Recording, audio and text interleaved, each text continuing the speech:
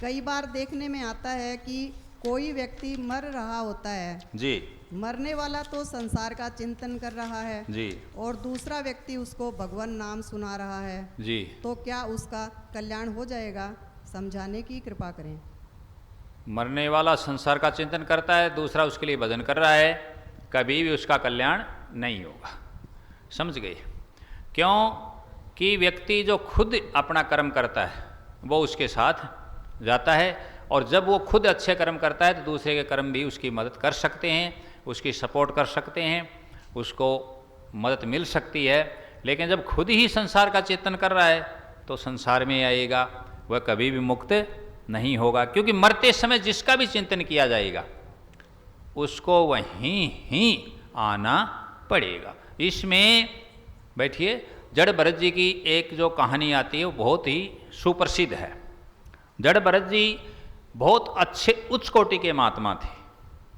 जड़ भरत जी बहुत उच्च कोटि के महात्मा थे, लेकिन क्या था कि एक कोई मृग का बच्चा किसी भी प्रकार से भय से समझो, शिकार के भय से समझो, बीमार समझो, या कोई चोट के कारण उनके पास आ गया, उन्होंने उसको पाल लिया। संत परमार्थी तो होते ही हैं, परमार्थ कर रहे थे, भला कर रहे थे, उस जीव को पाल लिया। लेकिन अब इनका तो टाइम आ गया जड़ भरत जी का। जड़ भरत जी को जाना था, शरीर छोड़ना था, तो अब वहाँ तो अकेले रहते थे। संत रहे एकांत, सदा संसार की बातें क्या जाने, वो एकांत में थे, एकांत निवास करते थे, ऋषि थे। अब जाने लगे, प्राण निकलने लगे, तो किसी भी बात का चिंतन नहीं था, सिर्फ और सिर्फ मालिक का ही चिंतन था। लेकिन वो बच्चा पास में आ गया, किसका बच्चा? मृग का। और वो बच्चा आकर के बीमार थे, देखा उधर अवस्था उनकी वही हालत नहीं थी कि वो ठीक से उनको चारा पानी दे सकें।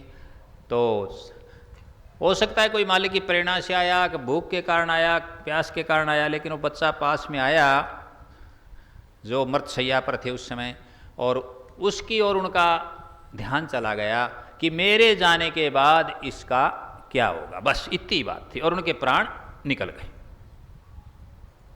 उसी एक ध्यान, जरा सा मामूली सा ध्यान आउट होने के कारण, उस हिरण के बच्चे में जाने के कारण उनको हिरणी के गर्भ में जन्म लेना पड़ा। समझ गए इस बात को? इसलिए जो चिंतन उस समय वो संसार का कर रहा है तो उसकी मुक्ति नहीं होगी, उसका कल्याण नहीं होगा, वह संसार में आएगा, वह पुनर्जन्म होगा, उसका रिवृत्ति होगी। और फिर यदि वो भक्ति करेगा और फिर भी उसका ध्यान यदि संसार में रहा तो फिर संसार में आएगा, फिर रहा तो फिर संसार में आएगा। और यदि संसार से विरक्त हो गया, उसका ध्यान उस समय भी वहीं है, अभ्यास है और ध्यान वहीं है, किसी में अन्य ध्यान नहीं, अनन्य हो गया ध्यान एक परमात्मा में, तो उसका कल्याण होगा, उसकी मुक्ति होगी। और यदि परमात्मा में नहीं है और अन्य लोग चाहे पूरा संसार मिल करके उसके लिए भजन करें तो भी उसकी मुक्ति नहीं होगी। सतनाम सत साई।